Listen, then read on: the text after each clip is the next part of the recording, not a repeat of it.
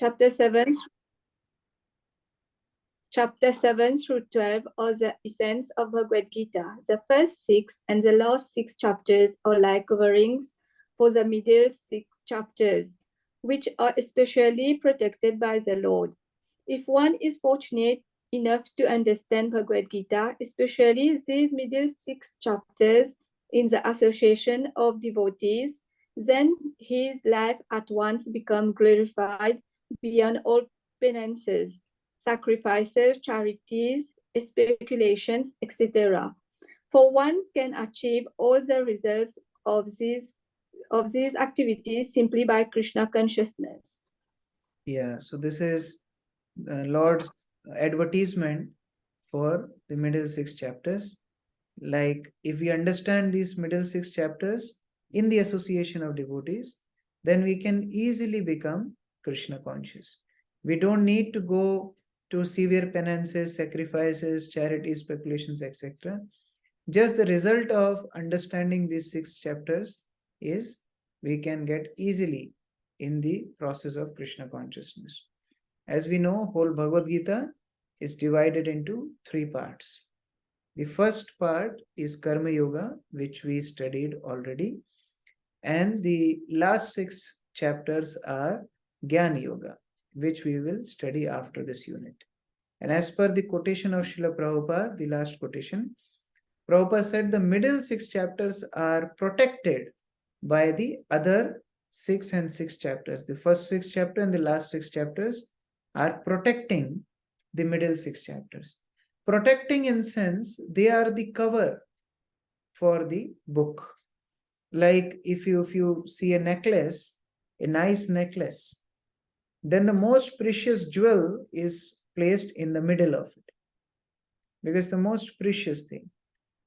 Even if you make a garland for the deities, the most attractive flower is put in the middle. Or if you are foodie, like if you purchase sandwich, how is sandwiches, or burger, you have buns on the both sides, and then in between you have filling. So in the same way, Bhagavad Gita also, there is Karma Yoga and Jnana Yoga on the both sides. But the most confidential knowledge, Bhakti Yoga, is kept in the middle. Now that doesn't mean that only middle 6 chapters are dealing with Bhakti. No. Whole Bhagavad Gita is dealing with Bhakti actually. We have seen in the first 6 chapters also that even though Krishna is telling about karma, he is actually glorifying Bhakti. We have also seen in the 6th chapter, even though Krishna was describing Ashtanga Yoga, but when Arjun admits that Krishna, this is not possible, I cannot control my mind. So then Krishna comes to the point of glorifying Bhakti. That best yogi is one who connects with me. Yoginam api sarvesham mad gatina antaratmana shraddhavan bhajate yomam same yukto tamo matah. This is the last verse of 6th chapter. Krishna tells who is the best yogi. Although he was talking about Karma Yoga, he was talking about Dhyana Yoga, he was talking about the Ashtanga Yoga, but then Krishna came to the point of Bhakti, and he described how the best yogi is the devotee of the Lord. Diya Mataji, can you read the translation? Hare Krishna Prabhu. And of all yogis, the one with great faith who always abides in me, thinks of me within himself, and renders transcendental loving service to me, is the most intimately united with me in yoga and is the highest of all. That is my opinion.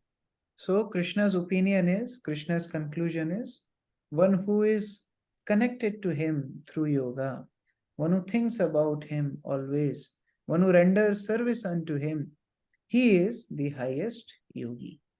So this theme, Mad Gatena Antar, Mad Gatena Antar means one who is always abiding in Krishna, always thinking in Krishna. This particular theme is the starting of Bhakti. Yes, Bharat Krishna Prabhu.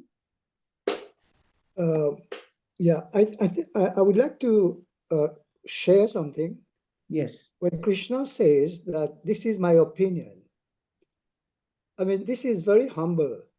You know, Krishna is the supreme personality of Godhead, Yes. and he's saying, this is my opinion. And we may have, so Krishna is allowing us to have our own opinion, or opinion of others.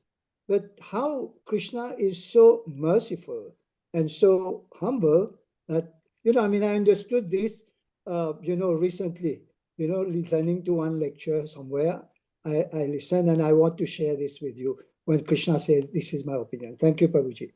Thank you. Very nice point. Yeah, Prabhupada used to say that our opinion is like lawyers putting their views in the court. But Krishna's opinion is like judge telling the judgment. But the way Krishna puts is so humble, as Bharat Krishna Prabhu shared. He's just telling, this is my opinion. Even in the end of Bhagavad Gita, we'll say Sanjay is telling. Sanjay is telling, wherever there is Krishna and Arjun, there is victory, opulence, morality. This is my opinion. Sanjay is telling. So this is the Vedic way of expressing that they are never forceful, but they are very humble. So Krishna is displaying by his own example. So in this particular verse, Krishna gives the theme of devotional service. Devotional service has two components. One is thinking of Krishna, and one is doing practical service for Krishna's pleasure. Now, in order to do that, we need to understand who Krishna is. We can't think of somebody whom we don't know. We can't serve somebody whom we don't know. Like some faiths, they tell that don't think about God, don't think about his form, don't ask his qualities, just serve him and love him. How can you love somebody whom you don't know? How can you love somebody whom you don't understand, whom you don't relate with? Suppose you are passing by a street and a person is sitting on a chair. You just pass through. After some time, you came to know he was the prime minister of the country. Will our perception will not change for that person? We just pass through. But as we realize, oh, that person is prime minister of country, then suddenly we will be more respectful towards that person. It's a saying in Hindi, like if somebody asks you your profession, that means they want to calculate how much respect they want to give to you.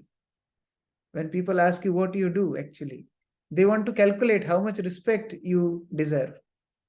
So if you don't know a person, how you will put your heart to him? Therefore, complete knowledge of the Lord is required in order to surrender to him, in order to serve him. And this is what Krishna is doing in the 7th chapter. Krishna is introducing himself. Krishna is giving knowledge of himself. And that's how Krishna establishes his supremacy. In previous chapters, he did that in few verses. But now, chapter after chapter, Krishna will establish the supreme position of his personality. So we will move to that section. This particular verse, first verse of 7th chapter, is Srila Prabhupada's one of the favorite verses. And Prabhupada gave maximum classes on this verse. More than 24 classes Prabhupada gave on this verse only. And Prabhupada would often quote this verse also in other lectures. So please repeat after me. You can be in mute, but you can repeat. Shri Bhagavan Uvacha Shri Bhagavan Uvacha Maya Sakta Manah Partha Maya Maya Sakta Mana Partha Yam Yunjam Madashraya Yogam Yogam Yujam Mad Yujana Asraya Asraya Asanshayam Samagram Mam Asamshayam Asamshayam Samagram Samagramam Yatha Gyashasi Tashrunu. Yatha Yatha Gyasati Janasi Tatsenu. Tatchanu. Very important verse. Prabhupada liked it very much. Let's read the translation. Kripalu Keshavi Mataji, can you read the translation? Yes. Hare Krishna Prabhu. The Supreme Personality of Godhead said, "Now hear, O son of Pritha, how by practicing yoga in full consciousness of me, with mind attached to me, you can know me in full, free from doubt." So Krishna wants to encourage Arjun, and he's telling that you can know me in full. Samagram. Samagram means in totality. How you can know me? First of all, tashrunu, by hearing. Hearing is a very important aspect. And maya asakta manah partha, by becoming attached to me, by making your mind attached to me. Manaha. Because if mind is attached to Krishna, then automatically all senses will follow the mind and serve Krishna. Because mind is supposed to control the senses. Maya asakta manah partha, yogam yunjam madashraya. And you should be connected to me with yoga. Now this yoga can be karma yoga in the initial state. It can be jnana yoga in the initial state. But it should grow to samagram. Samagram. If you want to know me in full, then this yoga should grow to bhakti yoga. Vishwanath Chakravarti describes this, that if you want to know me in full, samagram, then you should practice full yoga. Like suppose, if you go to a pizza shop and the pizza is of 100 rupees, we have only 50 rupees, then the person may give a half pizza. But if you want full pizza, then 400 rupees. In the same way, karma yoga, okay, we will get some experience of Krishna's opulence. Jnana yoga, okay, we may get to some Brahman realization. Yoga, Ashtanga yoga, we may go to Paramatma realization. But full Krishna consciousness, full bhakti, we will get to full realization of the Supreme Lord as Bhagavan, the source of everything. Therefore, Bhakti Yoga starts here. And as we know, there are 9 processes of devotional service, 9 processes of Bhakti. It starts with Shravanam, Kirtanam Vishnu, Smaranam Padasevanam. So it starts with Shravan, hearing. In 9 processes which Prahlad Maharaj tells, first one is hearing. So Krishna also starts description of Bhakti here by the process of hearing. He tells Arjuna, Shrunu. Shrunu means please hear. Because first process of devotional service starts with hearing. By hearing, all anarthas go away. And dormant propensity of living entity, which is to love and serve Supreme Lord, revives. Nashta prayeshu abhadreshu nityam bhagavata sevaya. Those who regularly hear the Bhagavat means subject matter related to the Supreme Lord, what happens? Nashta prayeshu abhadreshu. Their impurities of heart are almost cleansed. So therefore, Krishna is emphasizing on the importance of hearing. And he's saying, hear now. Tat shrunu. Not that you can delay. Krishna is saying, now hear. It's urgent. Spiritual life is urgent. We can't postpone for tomorrow. Because we don't know we will get this opportunity again or not. So we can't procrastinate. But we should hear. And we should not hear from any source. Krishna is saying, Mad Ashraya, under my shelter. Prahlad Maharaj says to Hiranyakashipu, Tad sadhu manne asurvar dehinam sada samudbigna diha asat grihat hitvatma patam griha andakupam vanogatam yad harimashrayeta. He says to his father, my dear father, actually he doesn't tell father also. He addresses Hiranyakashipu as best of the demons. And Hiranyakashipu became very happy being addressed like that. Suppose there's some thief, and if you address him, oh, best among the thieves, he'll feel nice. You are addressing me like that. So like that, Prahlad Maharaj was addressing Hiranyakashipu. Oh, best of the demons, you have taken a very rigid vow of household life. But it is asad It is a wrong shelter. You should take right shelter. What is right shelter? Vanam gato yad harimasrayeta. You should leave your material attachments, go to Vrindavan and take shelter of the Supreme Lord. So bhakti doesn't depend on the external situation, but we should learn to take shelter of the Supreme Lord, and that shelter starts with hearing. Prabhupada describes the process of hearing. The process of hearing, how to hear. We should hear from the right authority. Therefore, Lord says to Arjun, Tashrinu, hear from me. No man, not any Tom, Dick, Harry, not any speculators. We should hear as Krishna wants to tell. And therefore, Prabhupada emphasized on Bhagavad Gita as it is. So, Prabhupada is very much fond of this verse. Let us read this quotation. Anupama Mataji, can you read? Hare Krishna. One should therefore begin yoga practice as directed in the last verse of the 6th chapter. Concentration of the mind upon Krishna, the Supreme, is made possible by the prescribed devotional service in 9 different forms, of which Shravanam is the first and most important. The Lord therefore says to Arjun, Tat Churnu, or hear from me. No one can be greater authority than Krishna. So, although in last chapter, the end verse says about devotional service, but how to start devotional service? Devotional service starts with Shravanam, hearing. And who can be greater authority from other than Krishna? Where Krishna is describing about himself. Krishna is describing about the process of devotional service. Therefore, this chapter and the following 6 chapters actually are very, very important for devotional service. Now, what happens by hearing? What happens by hearing? Shrinvatam swakatha Krishna punya shravana kirtana.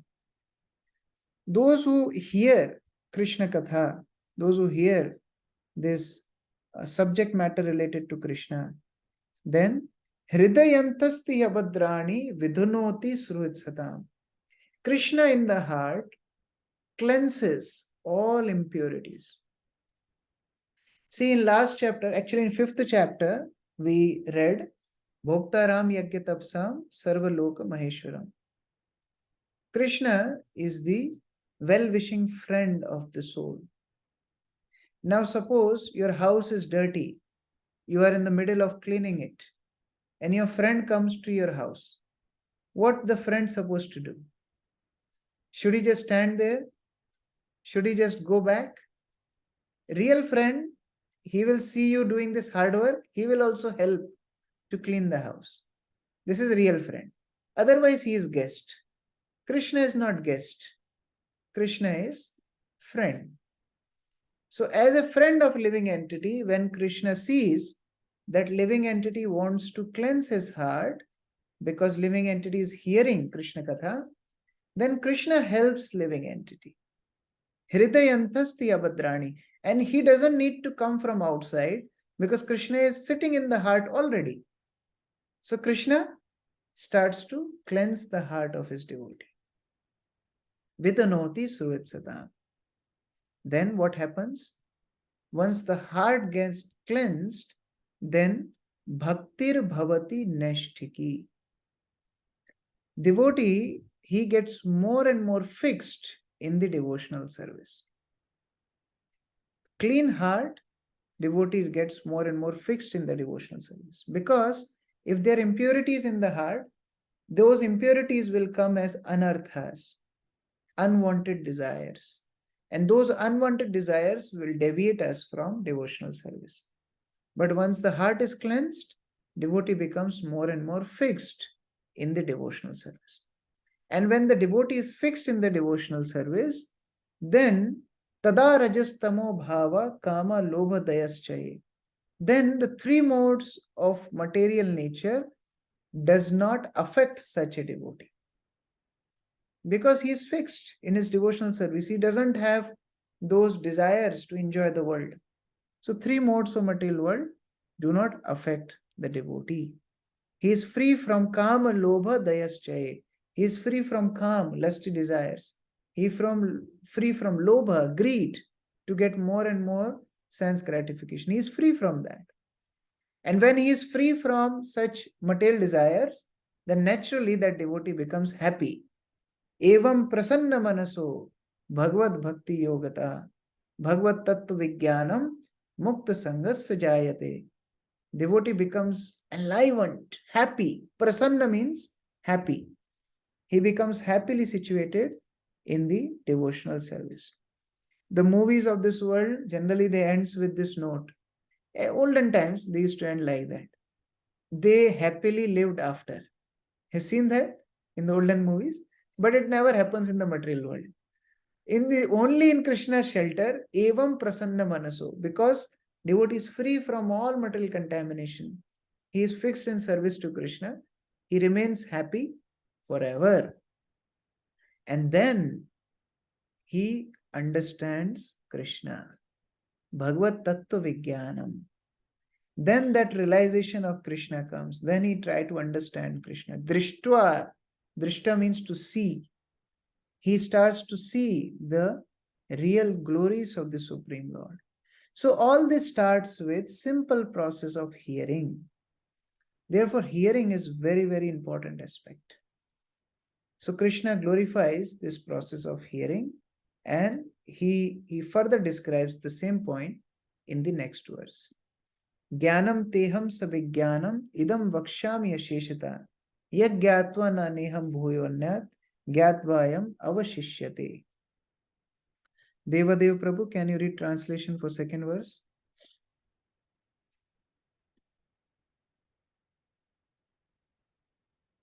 Please unmute.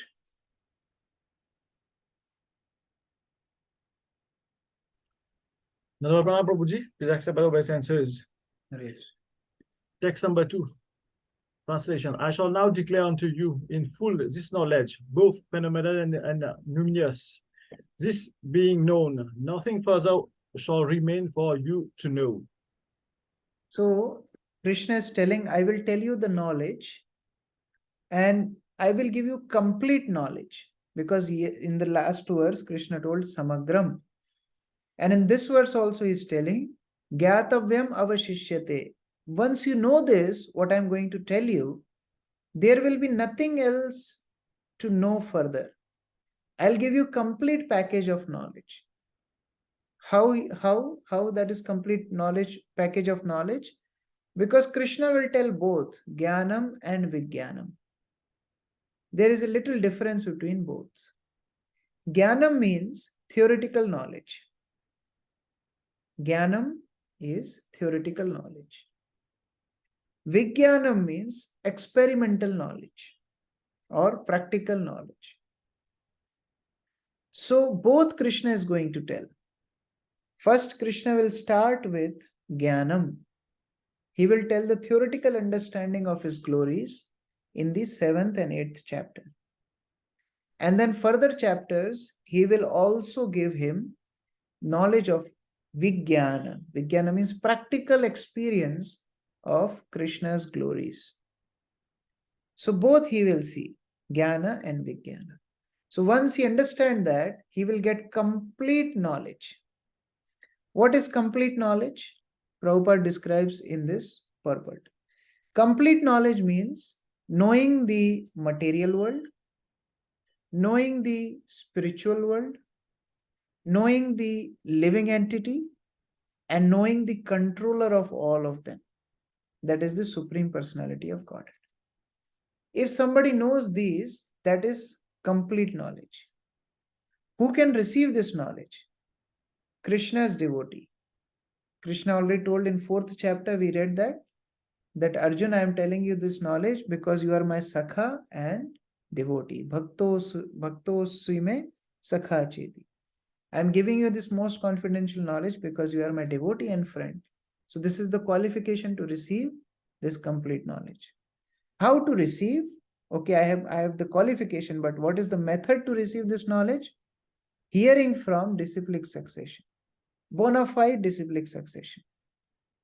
If you don't hear from bona fide disciplic succession, even though a soul may be sincere, but he may not get the complete understanding of the Supreme Lord. So we have to hear the knowledge in perfect parampara.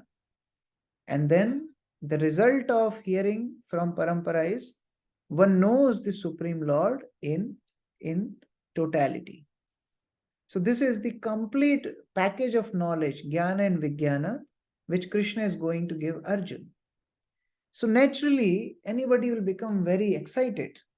Wow, we don't have to do PhD, we don't have to do masters, we don't have to do bachelors. Krishna is going to share everything in small package, but it is complete jnana and vijnana. But Krishna clarifies. Not many people are interested in this knowledge. It's very, very rare. Actually, not about interest, but not many people reach to the level of this knowledge. This is the famous verse from 7th chapter, 3rd verse.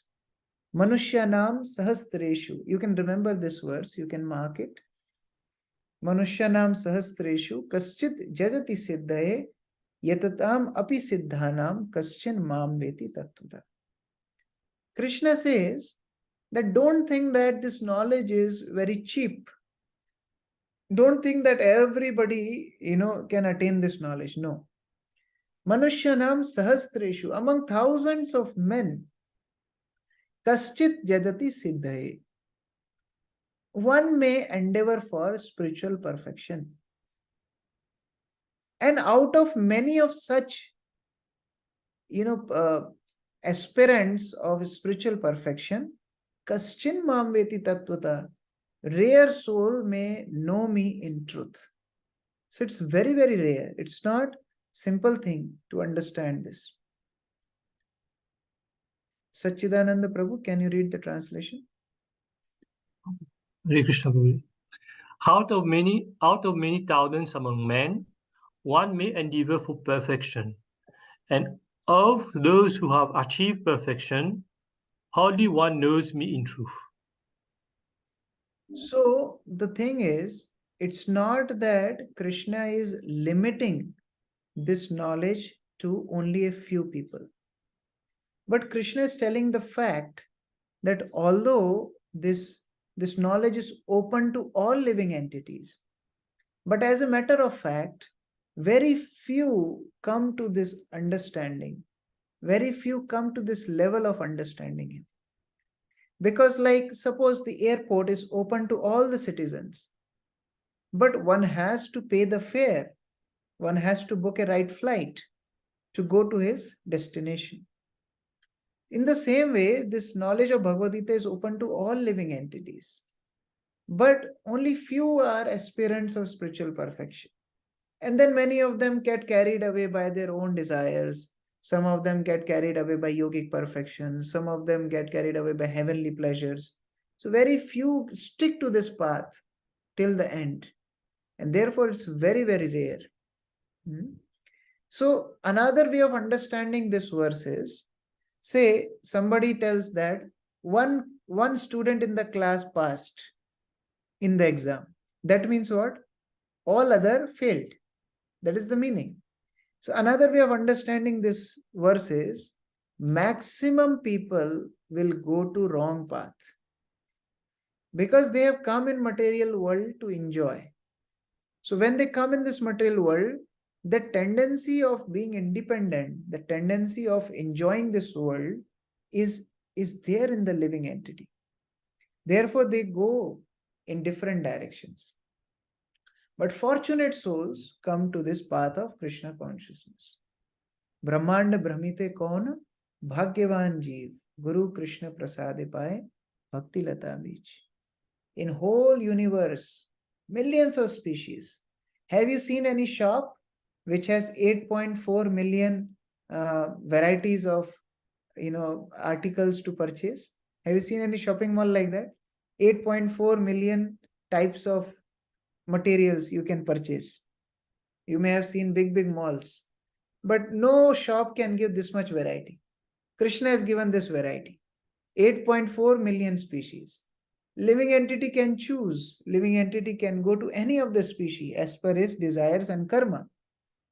But rare are those souls who come to the path of Krishna consciousness. Therefore, Krishna is glorifying this path. Same Krishna told in the last chapter also. Last chapter, Krishna told, Yoginam api sarvesham. Among all the yogis, that yogi is the best who is connected to me. That means there are many other yogis who are not perfect yogis. That's what Krishna told in the last chapter also. The same theme Krishna is continuing here.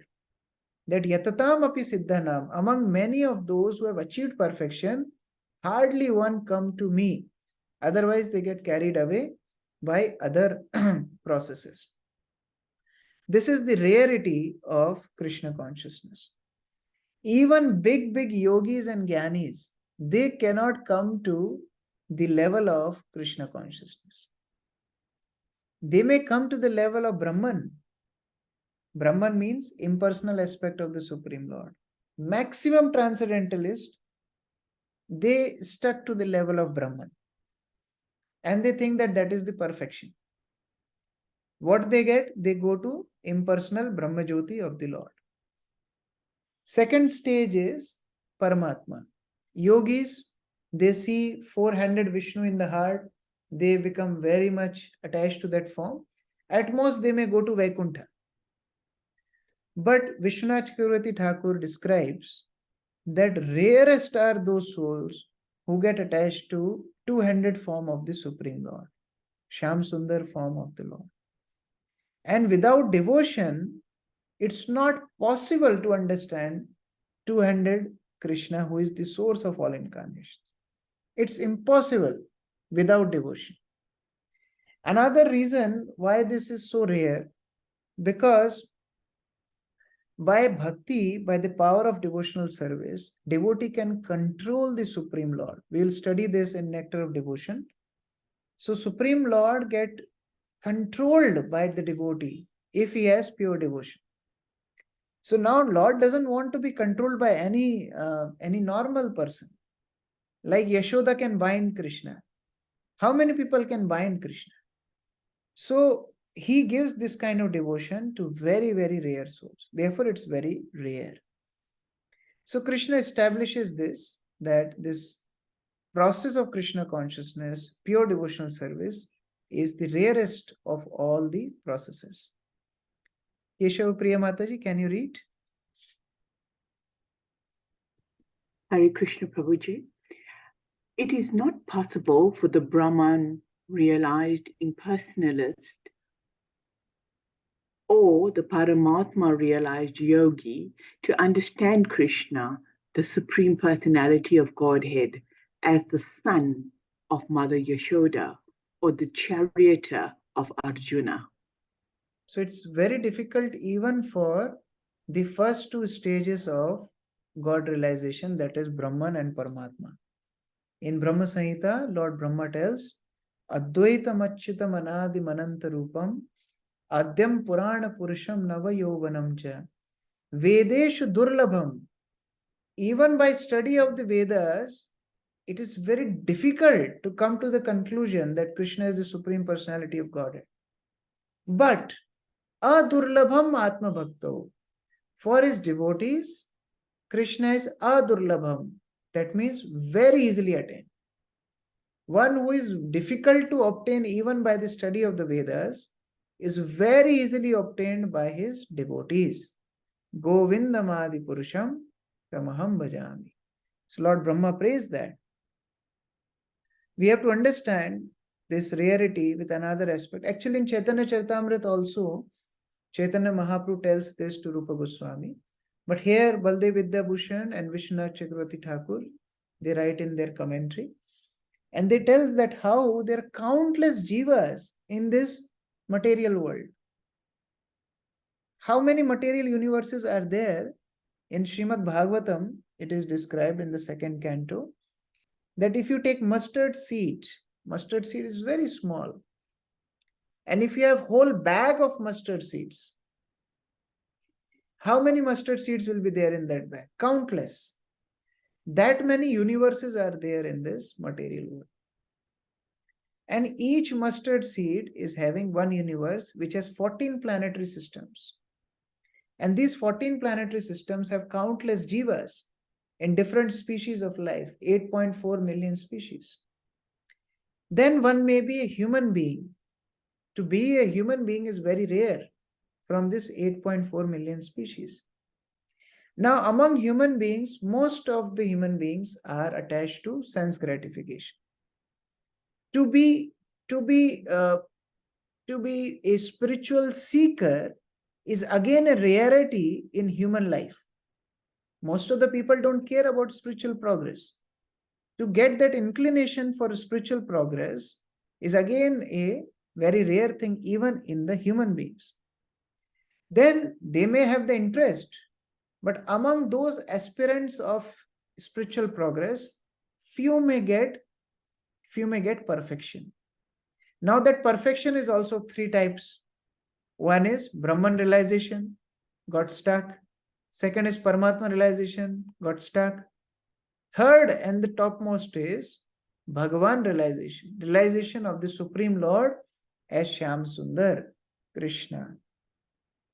So this establishes how rare is the process of pure bhakti is. So we have to understand that Krishna, whom we hear like a butter thief or a charioteer of Arjun or a lover of the gopis, he is actually the source of all incarnations. He is the source of all material ingredients. He is the source of spiritual and material world. So we have to understand this fact. Sometimes people say that what is the use of learning so much? After all, look at gopis. Gopis were illiterate girls of village. No, even gopis had this understanding. Of course, in love for Krishna, they forgot all their knowledge. And love became the prominent factor, knowledge became the secondary factor.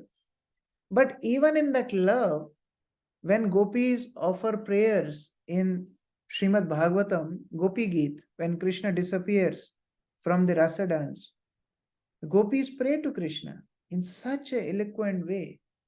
And the gopis tell Krishna, Nakhala Gopiko Nandano Bhavan, Akhila Dehinam Antaratmadrik. Gopis tell that Krishna, you are not the son of Yashoda and Nanda. You are not just a coward boy. We know Akhila Dehinam Antaratmadrik. You are sitting in everyone's heart. Actually, you are the Supreme Personality of God. But what can we do? We are your Ashulka Dasika. We are your sold servants. We can't think anything other than you. So their love was more prominent than their knowledge. But it's not that they were not knowing that Krishna is Supreme Personality of God. So by knowing this fact that Krishna is the source of all material and spiritual worlds, he is the source of all energies, our devotion gets more and more stable, more and more focused. Therefore, now in the next few verses, Krishna is describing how he is the source and origin of everything. So now what we will do, we'll study these verses. Namrasita Mataji. Hare Krishna, Prabhu. Prabhu, I have a question in 7.3. There's one line that says, he is the last word in Brahman realization, and the devotees alone can realize him as he is. So, can you explain? He's the last word in Brahman realization. Like I was describing, there are three realizations of the Supreme Lord. First stage is Brahman, impersonal aspect of the Supreme Lord. Second aspect is is Paramatma. Understanding that Lord is present everywhere. And the last word, the last level, last stage or perfect stage of realization is Bhagavan realization, where the spiritual seeker understands that Krishna is the Supreme Lord. He is the source of all material and spiritual worlds. So that is the meaning of last word of spiritual realization. Okay. And Prabhu, can you also tell, like you just mentioned, 84 lakh species. So every universe has 84 lakh species, or it's depending on? Yeah, every universe has 84 lakh species. And so, Prabhu, it is the same like we have in this universe, or it is different in other universes? It is same. It is same. Same set of living entities in all the universes. There are some variations, like our Brahma has 4 heads. But in some other universes, Brahma has 8 heads, 16 heads, 32 heads, 1,000 heads. So like that, there will be little variations. But all in general, species are same. Okay. So now what we will do, we'll study these verses. Next few verses are very important. Verses from 4 to 11. These verses describe how Krishna is the origin of everything material and spiritual. So I'll request devotees to read these verses with purpose, and you can note the bullet points, how Krishna is the source of all animate, inanimate matter. Please keep your presentation to only 3 minutes, and I request all the group members to participate. So team 1 will study 4 and 5, verse 4 and 5. Team 2 will study 6, 7, 8. Team 3 will study 9, 10, 11. Okay. Be very quick. I am dividing the room. And when I divide the room, please select your speaker and read quickly, share your points. We'll have only 10 minutes for preparation. So be very quick. Okay. So you can take screenshot of this. Group 1, 4 and 5. Group 2, 6, 7, 8. Group 3, 9, 10, 11. Hare Krishna Prabhu, can you please repeat what we have to study in this verse? We have to bring out the points how Krishna is the source of everything material and spiritual. So Krishna is talking about many things in this verse. So you have to bring out the bullet points, that what Krishna is telling, what elements come from Krishna. So we can bring out those points from translation and purpose. Okay. Okay, thank you. Yeah. So I'm making 3 breakout rooms, and you can join your rooms quickly and start the discussion. We'll have 10 minutes.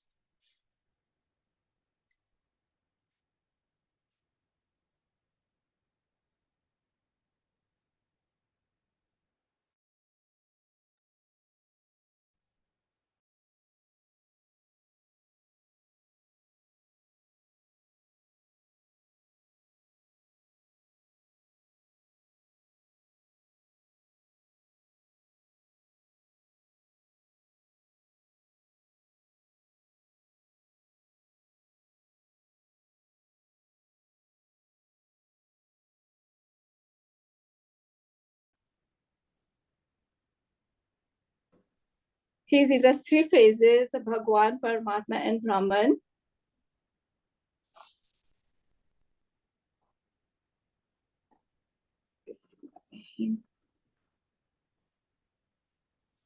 For example, we can take the example of no truth is superior to Krishna, for everything rests on him.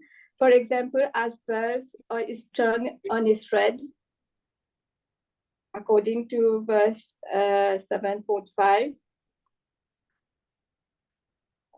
That's all I have been able to. Okay. Thank you, Mataji, for sharing the thoughts on Shlok 4 and 5. Yes. These two verses are actually summarizing how Krishna is the source of material elements and the living entities. Bhumi, Apo, Anulo, Vayu, Khama, Mano, Buddhi, Revacha, Ahankar, Itiyam me, Bhinna, Prakriti, Ashtadha. Ashtadha. Ashta means 8.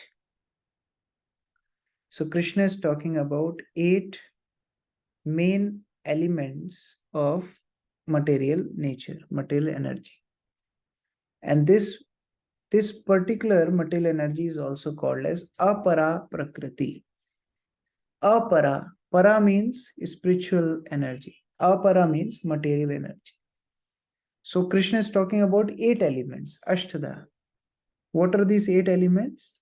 5 gross, which are Panch Mahabhut, earth, water, fire, air, ether.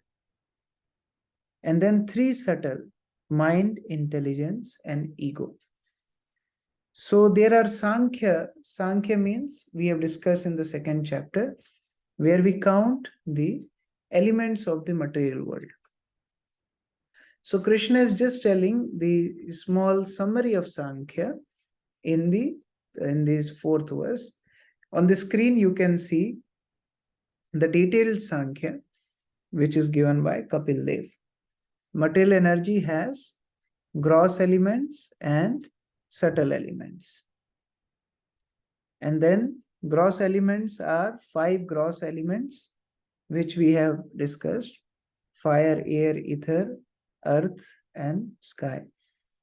And then there are 5 sense objects.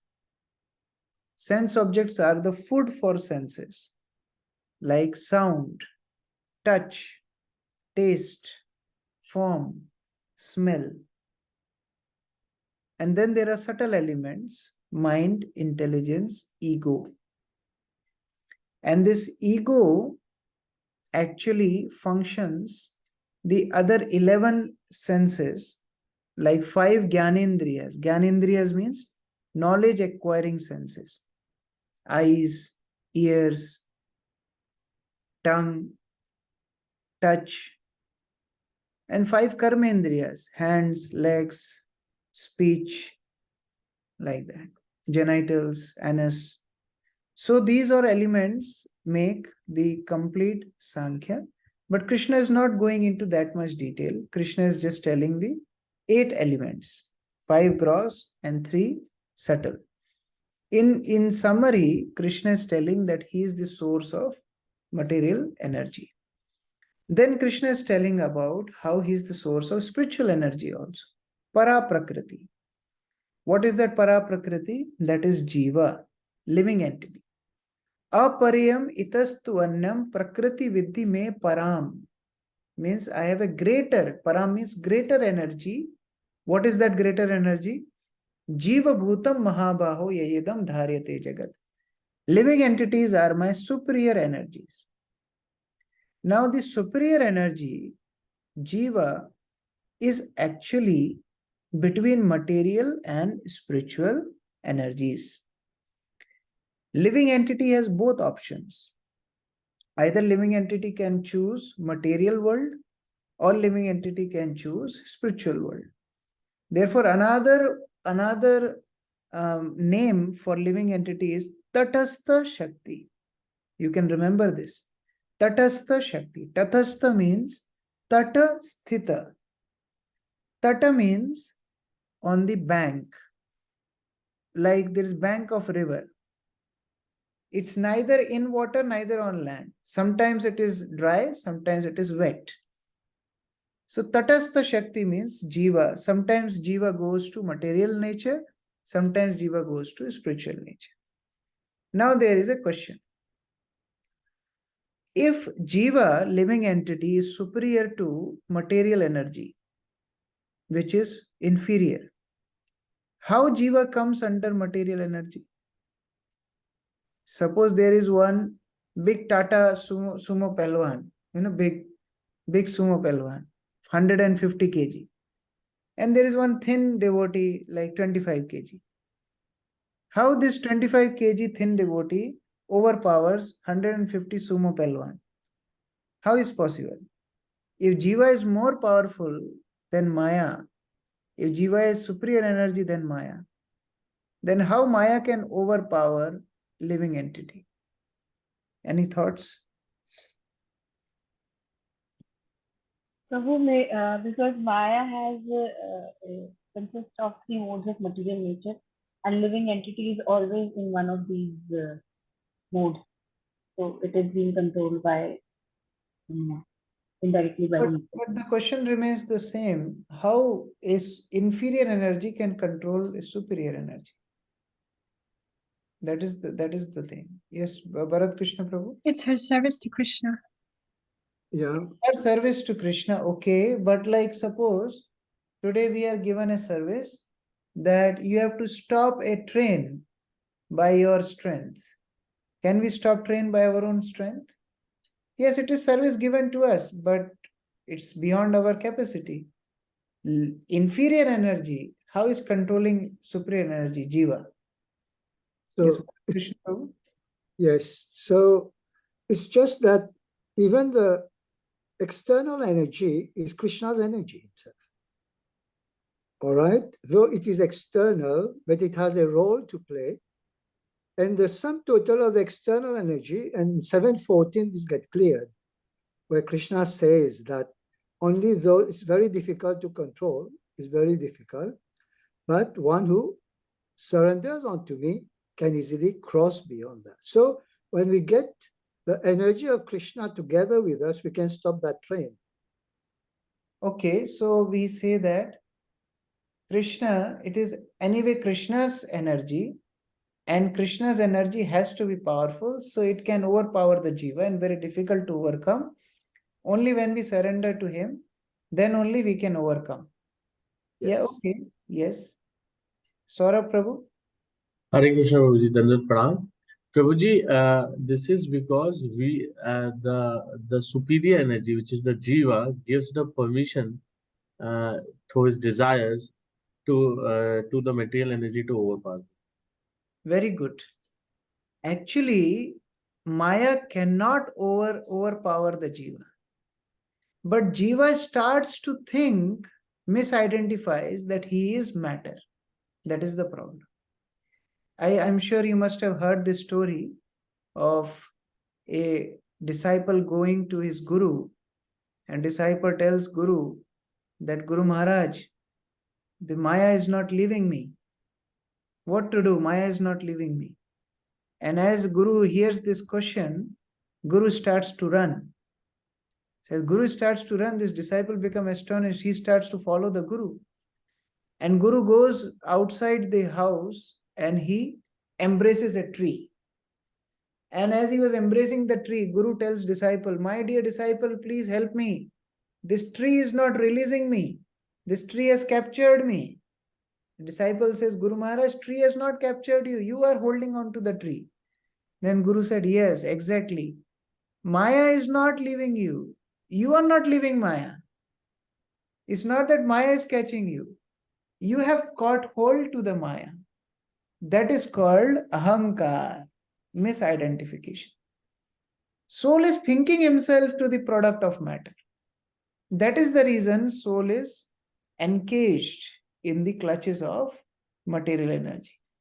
The moment soul realizes he is the servant of Krishna, the moment soul establishes itself in that nature, as Bharat Krishna Prabhu was telling, then no Maya, Maya cannot influence such soul. With the mercy of Krishna, Jiva is superior to Maya. So that misidentification is the cause of living entities' bondage. Living entity falsely thinks that he is the product of material energy, and he tries to exploit the material nature. He thinks that I am matter, I am body, I am the product of this material world. Therefore, he comes under the influence of Maya. But the moment living entity realizes that no, I do not belong to this material world, I belong to Krishna, that is liberation. So that way, living entity gets completely free from the clutches of material energy. So team 2, let's hear from them. Who is the speaker? Hare Krishna Hey. Prabhu. Can I ask one question? Yes, Moksharupi Prabhu. You had mentioned about ahankar. Can you please explain that again? Prabhu? Ahankar means I am car. Prabhupada gives this example of car and driver. If driver starts to think I am car, that is misidentification. Ahankar means identity. When this ahankar is true ahankar, then soul realizes that he is servant of Krishna. That is true ahankar, true ego. But when this ahankar is misplaced, that is called mithya ahankar, false ego. What is that false ego? When soul starts to think that I am body, I am Indian, I am Mauritian, I am black, I am white, I am fat, I am thin, like that. So all these are misidentification of the living entity with body, with the material world. That is called mithya ahankar, false ego. Okay? Okay, thank you. Hare Krishna. Namrasita Mataji? Prabhu, I have two questions. Yeah. Just wanted to know, there's a line in this, 7.4. Firstly, Prabhu, if you could just brief about Mahat Tattva, and then there's a line, intelligence refers to the total material creation called the Mahat Tattva. So if you could just brief. See, Mahat Tattva, in the simple terms, if you want to understand, it is like a storehouse. Storehouse is the aggregate of all material elements. So when Krishna creates this world, it is non-functional. Just the aggregate of all ingredients are present. That is called Mahat Tattva. When Krishna glances on this Mahat Tattva, the elements become functional. And then they come into their separate existence, like fire, air, ether, etc. So this whole description is given in second canto of Srimad Bhagavatam, where Brahma explains Narad how creation comes into the place. So Mahat Tattva is, in simple terms, it's a storehouse. Like in kitchen, we have storehouse, we have dal, we have atta, we have, all ingredients, salt, turmeric, everything. But when you want to prepare the bhoga, then you take certain items and then you cook.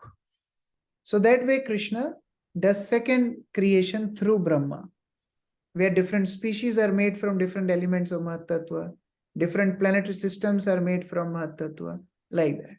But Mahat Tattva is like aggregate of all elements, which is unfunctional. And then by glance of Mahavishnu, it becomes functional. Like So Prabhu, the living entities also are in Mahat Tattva when the whole creation gets. No. When Mahat Tattva is not functional, living entities take shelter in the body of Mahavishnu. And when Mahat Tattva becomes functional, there are planetary systems in place, then living entities get species of life. They get different bodies as per their previous karma, and then they start their activities again in the creation. So, Prabhu, what does this mean? Intelligence refers to the total material creation. How intelligence refers to the Mahat Tattva? Actually, Prabhupada is extending the concept of 8 elements to 24 elements. See, real Sankhya is 24 elements, but Krishna is telling only 8 elements. So Prabhupada is linking them, like mind is linked with 11 senses. So mind is denoting to 11, the intelligence denoting to Mahat Tattva, like that. Prabhupada is drawing parallels. Actually, there are 24 elements, but Krishna is only telling the 8 to give an idea. So in purport, Prabhupada is drawing parallels, like that. And Prabhu, one more line, the Paramatma manifestation is not eternal in the spiritual world. Yes. Like the Paramatma is not eternal. Paramatma is actually, see, in material world, there is difference between body and soul. Body is matter and soul is living entity. To accompany the living entity, Paramatma lives in the body. That is Paramatma. But in spiritual world, there is no matter. Souls are there, and Supreme Lord is personally present to associate with the soul. So there is no need of Paramatma in the spiritual world. Therefore, spiritual world, there is no Paramatma. Like. And Prabhu, one last line, that is in point 7.5, it says, like, in that constitutional position only can they be controllers. Therefore, it is written, therefore, real liberation entails surrender by living entities to your control, and that surrender will make them happy. In that constitutional position only can they be controllers. Like how, when they are liberated, they become controllers, or what and how? Which line is that? I can see that. 7.52, it is in the second paragraph after the Srimad Bhagavatam verse. It is written, the meaning of that. Okay. See, it is from Srimad Bhagavatam in the context that if living entity want to become separate controller, independent controller, then he cannot control even his own bodily functions. Like suppose unemployed person roaming in the street. If he tells traffic police that no, let me go first, will traffic police allow him to go? He will not allow.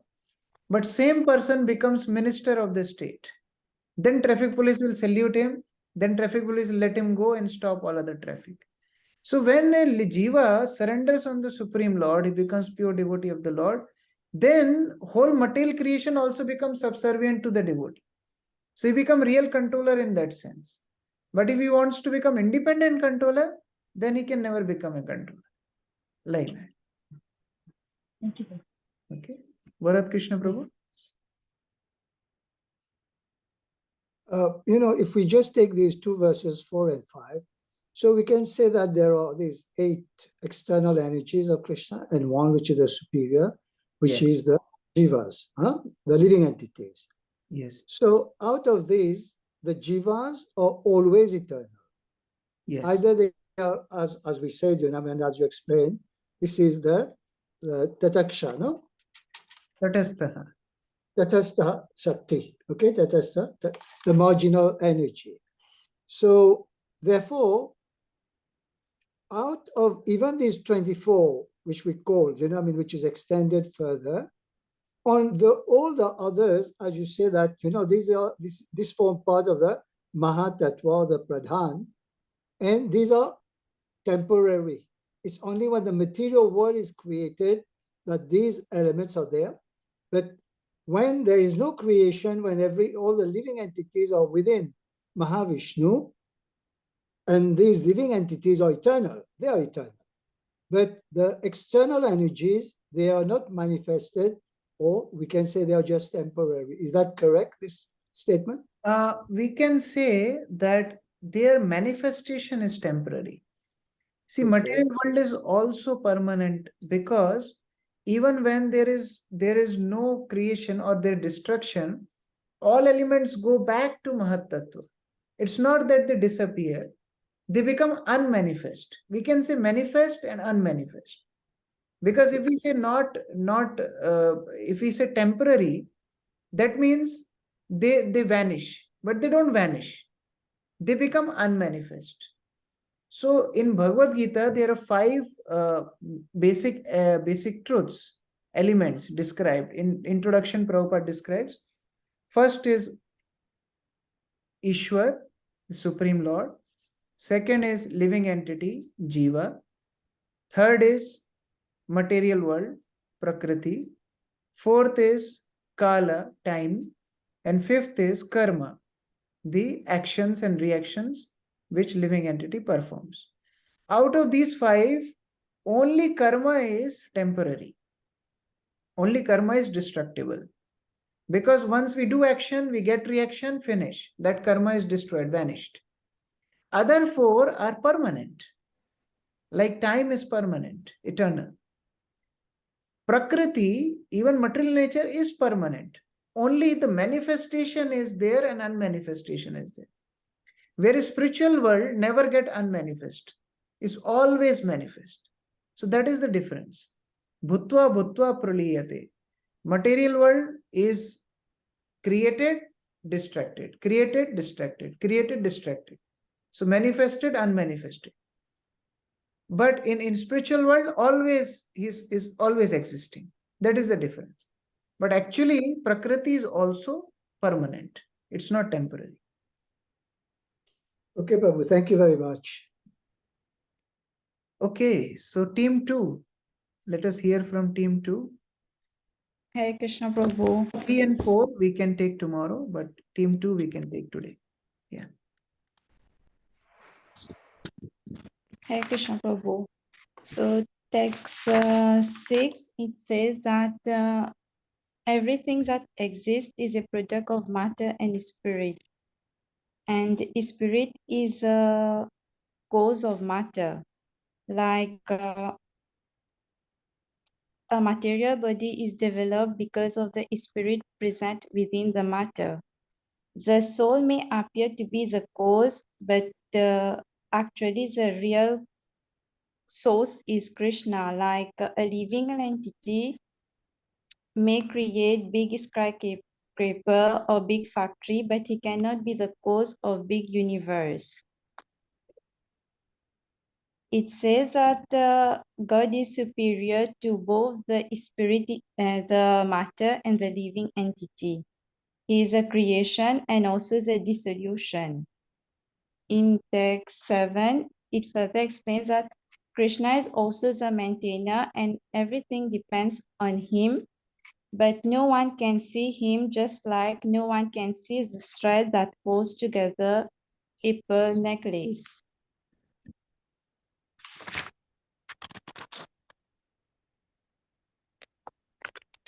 And in text 8, it says that Krishna is the essence and cause of everything. He is a taste in water. Attraction of water depends on the purity of the water, and the pure taste is one of the energy of Krishna. And second, Krishna is also the light of sun and moon, which originally comes from his Brahmajyoti. Third, he is the Om of the Vedic mantras, which is a transcendental sound of the Vedic hymns, which addresses the Supreme Lord himself. He is also the sound in ether and ability in man. Thank you. Thank you very much, Mataji. Now Krishna is giving the practical text where we can see his presence. Very important verses.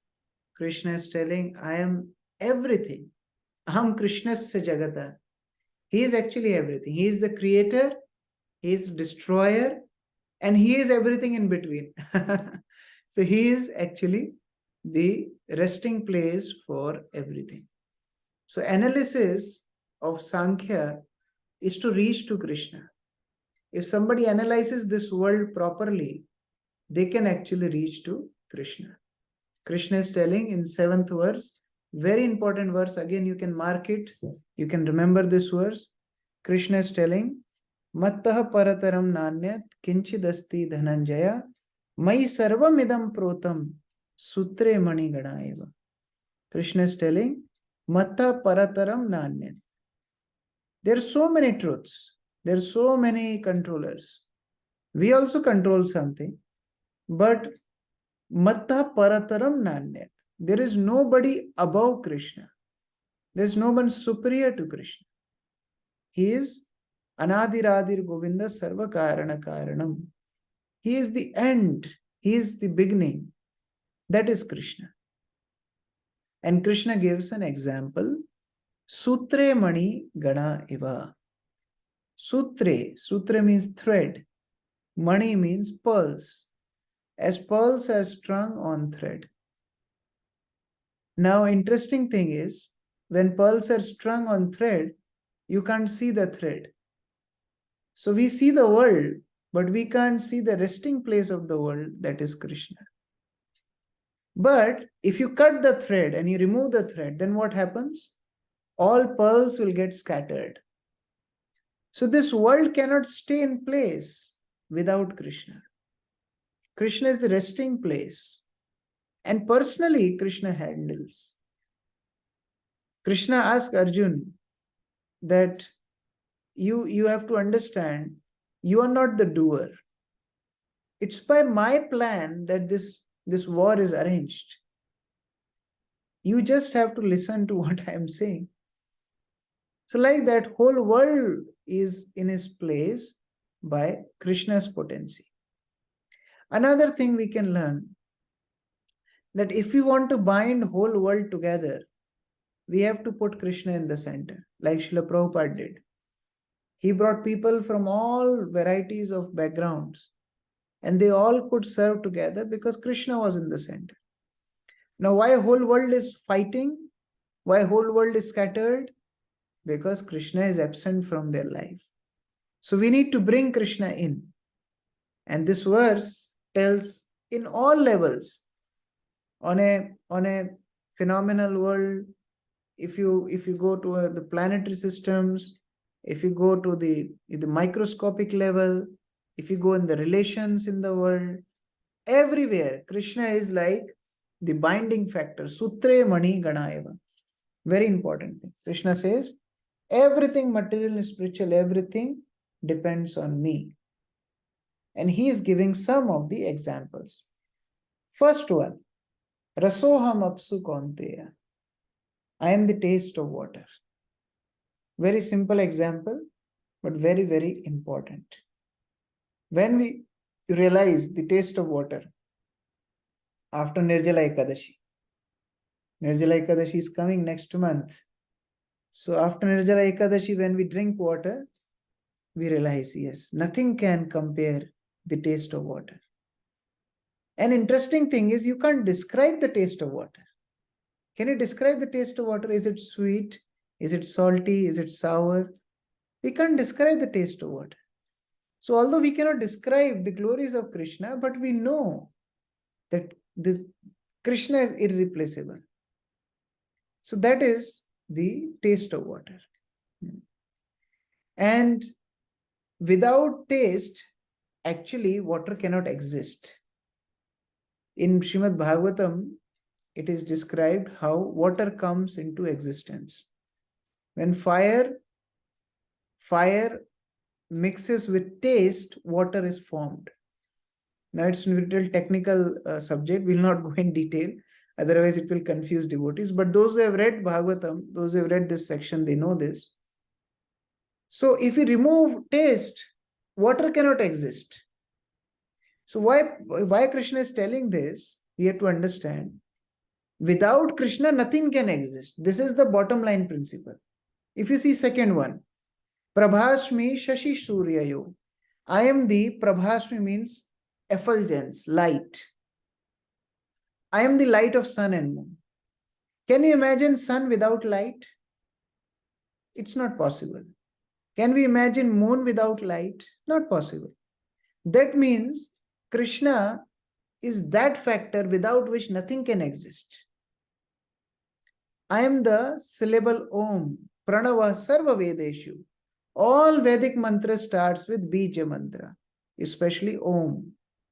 Om Namo Bhagavate Vasudevaya. Om Apavitro Pavitro Va Sarvavastham Gato Piva. So like that, if there is no Om, if there is no Bij, mantra cannot start. So that means if there is no Krishna, their Vedic scriptures cannot start. Shabda Khe, I am sound in either. Paurusham Nishu, I am ability in man. So like that, if we count on the glories of Krishna, the bottom line principle why Krishna is telling all these principles is without him, there is no existence of anything. Let us read this quotation from Srila Prabhupada. Vishnu Priya Mataji, would you like to read?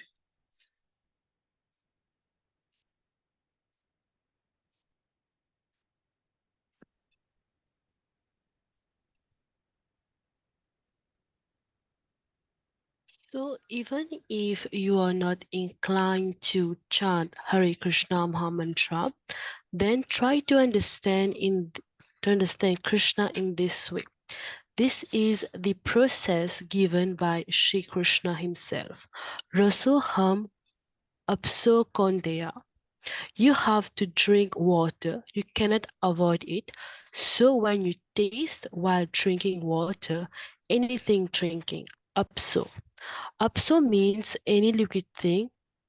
Either you drink milk or even you drink wine, so you have got some taste in any liquid thing while drinking. So Krishna says, Raso ham apso kontiya. My dear Kantiya, Arjuna, that taste in the liquid thing which you drink or use, that is I am. Just see how it is easily can be done. Nobody is without drinking something liquid, either Coca-Cola or water or this or that. Something must be drinking. So Krishna says that I am the taste. So where is the difficulty of understanding Krishna? Hare Krishna. So it's not that Srila Prabhupada is allowing us to drink wine and Coca-Cola, but he's saying even if somebody drinks, they can realize Krishna slowly by understanding that the taste of any liquid is Krishna. Like that, if we see anything in the world, the characteristic of that particular element, the speciality of that element is by Krishna. The existence of anything is by Krishna. So like that, Krishna is giving practical examples to Arjun for understanding his supremacy. We'll hear from team 3 and 4 tomorrow, and we will discuss on the following verses also. Hare Krishna. Srila Prabhupada ki jai, Samaveta Bhakta Vrinda ki jai, Srimad Bhagavad Gita as it is ki jai. Hare Krishna.